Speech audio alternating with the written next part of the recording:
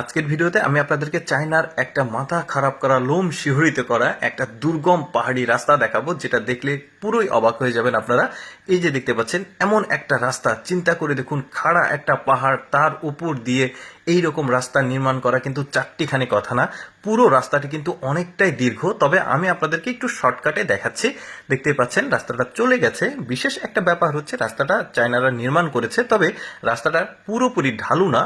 অনেক উঁচু জায়গা আছে, কোথাও নিচু জায়গা আছে, আর ম্যাক্সিমাম জায়গাতে আসলে সিঁড়ির ক্যাপাসিটি করা হয়েছে যাতে খুব সহজে হেঁটে উপরে ওঠা যায়।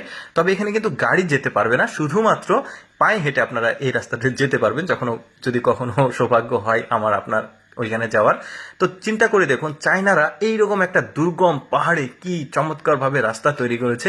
এই রাস্তাটা দেখলে অনেকে উপলব্ধি করতে পারবেন যে আসলে তারা কতটা ক্রিয়েটিভ। আসলে চায়নার যে ইঞ্জিনিয়ার কোরের লোকজন আছে তারা, দেখতে পাচ্ছেন, মনে করেন যে আপনি একটা ভিডিও গেম খেলছেন। অনেক সময় ভিডিও গেমে দেখা যায় যে এইরকম রাস্তাগুলো দেখা যায়, বাট আমি আপনাদেরকে বাস্তব রাস্তাটা দেখাচ্ছি। দেখতেই পাচ্ছেন, খুব যে প্রশস্ত রাস্তা তা না, শুধুমাত্র হেঁটে যাওয়া যাবে। বাইক বা কোনো অন্যান্য চাকা চালিত যে যানবাহনগুলো, সেগুলো যাওয়ার কোনো ক্যাপাসিটি নাই এখানে। এই যে দেখতে পাচ্ছেন রাস্তাটার সামনে কিন্তু অনেক বড় একটা নদী আছে, পাহাড়ি নদী, আরো কিছু জনবসতি আছে, শহর আছে, সেগুলো দেখাবো। তার আগে রাস্তাটা আপনাদেরকে দেখাচ্ছি যে কি চমৎকার ভাবে তারা কত বুদ্ধি খাটিয়ে, কতটা পরিশ্রম করে, কতটা ব্যয় করে এই রাস্তাটা নির্মাণ করেছে।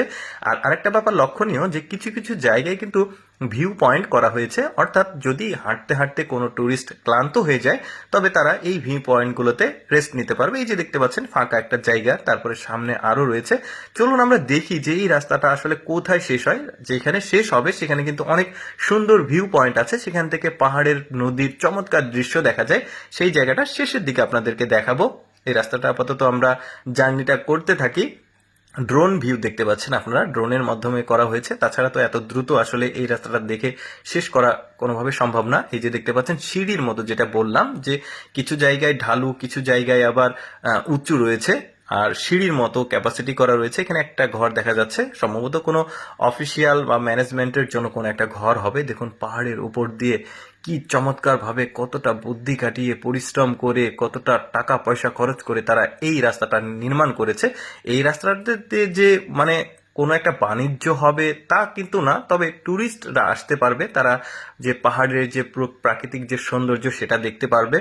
এই জন্যই মূলত তারা এই ধরনের রাস্তাগুলো তৈরি করে। তাছাড়া চায়নারা কিন্তু একটা শহরের সাথে আরেকটা শহরের যোগাযোগের জন্য ওরা দুর্গম পাহাড়ি রাস্তাগুলো তৈরি করে। আমি কিন্তু এর আগেও আপনাদেরকে দেখিয়েছি। এনিওয়ে, এখন দেখতে পাচ্ছেন এখানকার শেষ পয়েন্ট, এই জায়গাটা কিন্তু অসাধারণ সুন্দর। একটু ভালোভাবে যদি আপনারা লক্ষ্য করেন, দর্শক, আমি সবসময় চেষ্টা করি আপনাদের সামনে অদেখা তথ্যমূলক ভিডিওগুলো উপস্থাপন করার, যেগুলো সচরাচর মানুষের দেখার সুযোগ খুবই কম হয়।